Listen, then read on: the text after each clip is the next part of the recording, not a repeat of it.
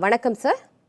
வணக்கம். இப்போ எண்ணூர்ல ஒரு குப்பை மேட்டில் 3 வயது பெண் குழந்தை சரளமாக மீட்டிருக்காங்க. இவ்வாறு அதாவது சம்பவங்கள் தெரியாம கொலைகள் நடைபெறுகின்றன. இதற்கு என்ன காரணமாக இருக்கலாம்? ரொம்ப கொடூரமான செய்தி. கடந்த 2 மாதத்துக்குள் நந்தினி, ஹாசினி, ரித்திகா தொடர்ச்சியாக பெண் குழந்தைகளுக்கு எதிராக நடக்கிற வன்முறை என்பது நாளுக்கு நாள் அதிகரித்து வருவது மிகவும் வருத்தத்துக்குரிய செய்தி.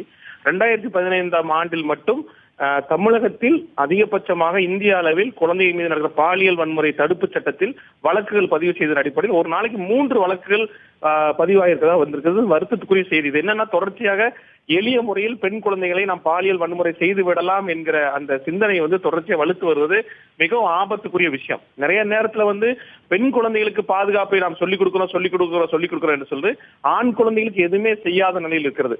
பெண் குழந்தைகளுக்கு குட்டச்சது, பேட்டச்சது என்று சொல்லிக் கொடுக்கிறோம்.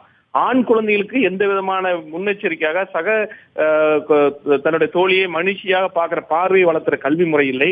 அடுத்து பெண் குழந்தைகளை பாதுகாப்பதற்கான இருக்கிற அந்த பாதுகாப்பு கொள்கைகள் தெளிவாக இல்லை.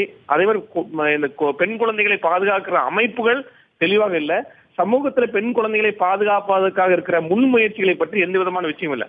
இந்த அமைப்புகள் அத்தனையும் என்னவாக இருக்கிறதுனா, ஏதாவது இறந்துட்டா, ஒரு குழந்தைகள் இறந்துட்டா அப்புறம் போய் பார்க்கிற அந்த இறந்த உடல்களை பார்க்கிற அமைப்பாக இருக்கிறது மிக வருத்தத்துக்குரிய செய்தி.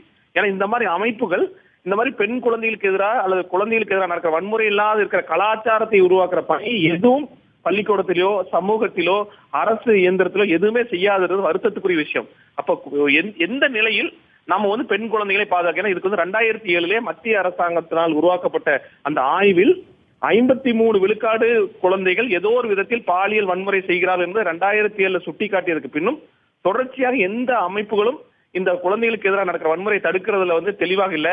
என்னை பொறுத்த வரைக்கும் இதற்கான அமைப்புகள் உடனடியாக நடக்காமல் இருப்பதற்கு, நடந்ததுக்கு பின் நடக்கிற வேலையில் தேவையில்லை, நடக்காமல் இருப்பதற்கான முன்முயற்சிகளை சமூகத்தில் பள்ளியில் குழந்தைகளுக்கு இல்லாட்டி எல்லா குழந்தைகளும் பாதுகாப்பற்றவர்களாக கருதப்படுவார்கள் என்பது என்னுடைய கருத்து. அழைப்பில் உங்களுடைய தகவல்களை பகிர்ந்து கொண்டு